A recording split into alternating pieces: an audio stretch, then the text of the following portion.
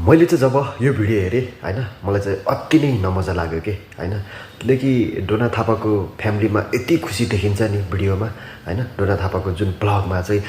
हामी सबैले देखिरहेका हुन्छौँ उहाँको फ्यामिली चाहिँ कति धेरै खुसी भएको चाहिँ देखिन्छ हैन तर त्यो खुसी हुँदै पनि तर भित्र यति पीडा रहेछ हैन जब मैले यो भिडियो हेरिसकेपछि डोना थापाको हजुरआमा चाहिँ रुनु भइसकेपछि चाहिँ अति नै मलाई चाहिँ अति नै नमजा लाग्यो के हैन तपाईलाई चाहिँ कस्तो लाग्यो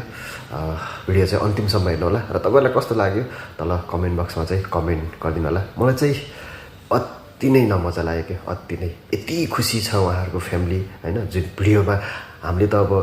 भिडियोमा हेरेर नै हामीले त अब अनुमान गर्ने हो हैन तर त्यति खुसी हुँदै पनि तर भित्र यति पीडा रहेछ कि उहाँहरूको हैन मलाई चाहिँ यो भिडियो हेरिसकेपछि चाहिँ अति नै नमजा लाग्यो क्या बजैले के भन्नु सुन्नु बजुले त्यो पैसा कान्छौ तिमीले भने छोड्छु कोही छोडेको बाबा जाने भइसक्यो अब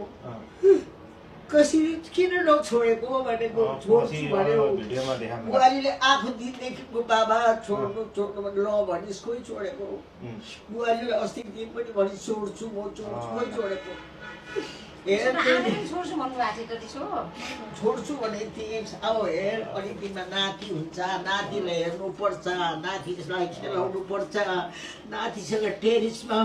बस्नुपर्छ घाम ताप्नुपर्छ दुईजना बुढा पनि सेतै बुढेथे थियो नातिलाई खेल्दा कति खुसी लाग्छ मलाई अझै तिनवटा छोराको बिहामा